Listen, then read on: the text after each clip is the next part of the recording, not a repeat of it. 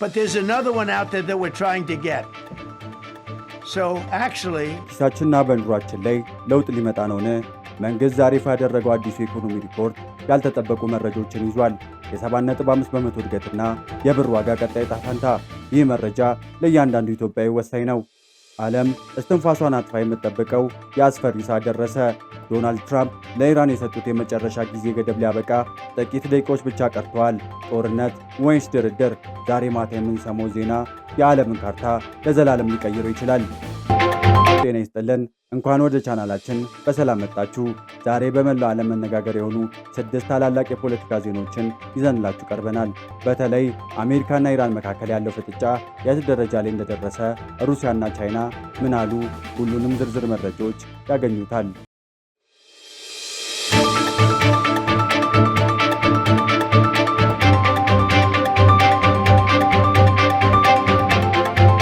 ቻናላችንን ሰብስክራይብ እንድታደርጉን በትህትና ጠየቅን። በተለይም እስከ ሚያዝያ ድረስ 1000 ሰብስክራይብ የሙላት እቅድ ስላለን ይህንን ቻሌንጅ እንድትቀላቀሉን በትህትና ጠየቅናችሁ።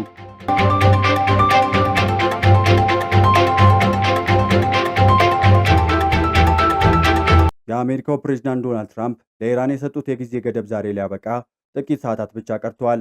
ፕሬዝዳንቱ ኢራን ወደ ድርድር ጠረጴዛ ካልመጣች ታሪክ የማይረሳው እርምጃ እንወስዳለን በሚል የሰጡት ማስጠንቀቂያ መላው ዓለም በስጋት ውስጥ ጥሏል። ኢራን በበኩሏ ከአሁን በኋላ ከአሜሪካ ጋር ቀጥተኛ ድርድር አናደርግም በማለት በይፋ አስታውቃለች። የኢራን ባለሥልጣናት ይህን ውሳኔ የወሰኑት አሜሪካ የኢራንን ስልጣኔ ያጠፋል የሚል ዛቻ ካሰማች በኋላ እንደሆነ ተገልጿል። በአሁን ሰዓት ሁለቱም ሀገራት በቀጥታ መነጋገር ያቆሙ ሲሆን የነጩ ቤተ መንግሥት ቃል አቀባይ ግን አሁንም በሌሎች በሦስተኛ ወገኖች በኩል መልእክቶችን እየተለዋወጡ እንደሆኑ ይናገራሉ። ይህ ፍጥጫ በተለይ በቀይ ባህርና በመካከለኛ ምስራቅ ባለው የንግድ መስመር ላይ ከፍተኛ ተጽዕኖ እያሳደረ ይገኛል።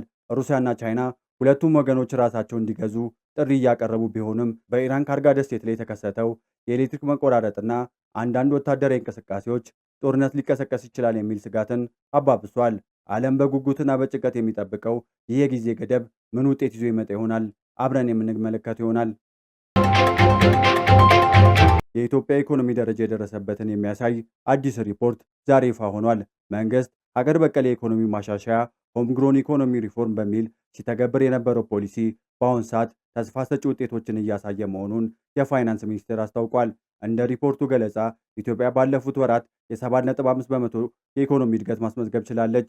ይህ እድገት በተለይ በኤክስፖርት ወደ ውጭ የሚላኩ ምርቶችና በመንግስት የገቢ አሰባሰብ ላይ የታየ መሆኑ ተገልጿል። ከዚህም በተጨማሪ የውጭ ምንዛሪ ተመን ገበያ እንዲወሰን በመደረጉ ጥቁር ገበያ በመቀነስ ረገድ ትልቅ ሚና መጫወቱ ተመላክቷል። ይሁን እንጂ የኑሮ ውድነትና የዋጋ ግሽበት አሁንም ለብዙ ኢትዮጵያውያን ትልቅ ፈተና ሆኖ ቀጥሏል። መንግስት ይህን ለመቋቋም የተለያዩ የማህበራዊ ድጋፍ ፕሮግራሞችን እንደሚዘረጋ ቃል ቢገባም ህዝቡ ዘንድ ያለው ቅሬታ ግን ሙሉ በሙሉ አልቀረም። በሌላ በኩል እንደ ቢሾፍቱ ዓለም አቀፍ አውሮፕላን ማረፊያ ግዙፍ ፕሮጀክቶች በኢትዮጵያ የአፍሪካ የንግድ ማዕከል ለማድረግ የታለሙ መሆናቸውን በሪፖርቱ ተካተዋል። ይህ አዲስ የኢኮኖሚ ጉዞ ለኢትዮጵያ ህዝብ እፎይታ ያመጣ ይሆን ወይስ ፈተናው ይቀጥላል የሚለውን የምንመለከት ይሆናል። ዛሬ አፍሪካ አንዲት ታላቅ አገሯን እያሰበች ትውላለች። ሩዋንዳ በ1994 ዓ.ም በቱትሲዎች ላይ የተፈጸመው የዘር ማጥፋት ወንጀል ዛሬ ለ32ኛ ጊዜ እያሰበች ትገኛለች።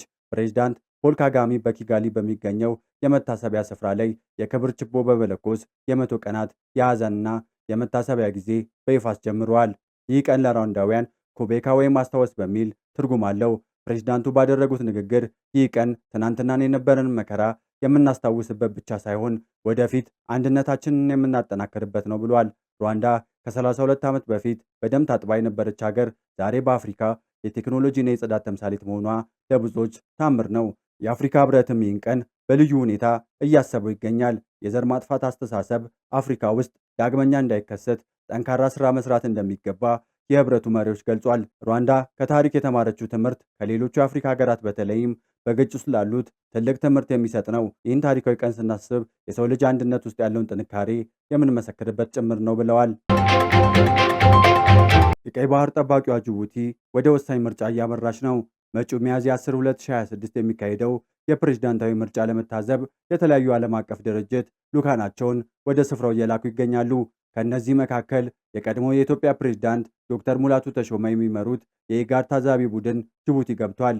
በዚህ ምርጫ የአሁኑ ፕሬዝዳንት ኡስማኤል ኡመር ጌሌና ተቀናቃኛቸው መሐመድ ፋራ ሰማታር እንደሚፎካከሩ ይጠበቃል። ጅቡቲ ለቀጠናው ያላት ስትራቴጂካዊ ጠቀሜታ ከፍተኛ መሆኑ ምርጫው በሰላም መጠናቀቅ ለኢትዮጵያም ሆነ ለሌሎች ጎረቤት ሀገራት ትልቅ ትርጉም አለው።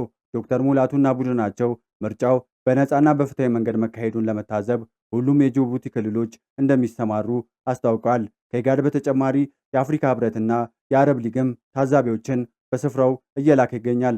ጅቡቲ የብዙ ሀገራት ወታደራዊ ቤዝ መሆኗ እና የንግድ ማዕከልነቷ የምርጫው ፖለቲካዊ ትኩረት ከፍ አድርጎታል። ይህ ምርጫ ለጅቡቲ አዲስ ምዕራፍ ይከፍት ይሆን? ዶክተር ሙላቱ ተሾመ ቡድንስ ምን ሪፖርት ይዞ ይመለሳል? በቅርብ የምንመለከተው ይሆናል።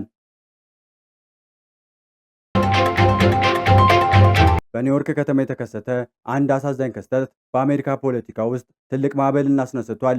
በአንድ ህገወጥ መንገድ አሜሪካ የገባ ግለሰብ ሕፃን ልጅን አግቶ በመገኘቱን ተከትሎ የአሜሪካ ሳንክቹሪ ስደተኞችን ከፌዴራል ህግ አስከባሪዎች የሚጠብቅ ፖሊሲ ከፍተኛ ትችት እየቀረበበት ይገኛል።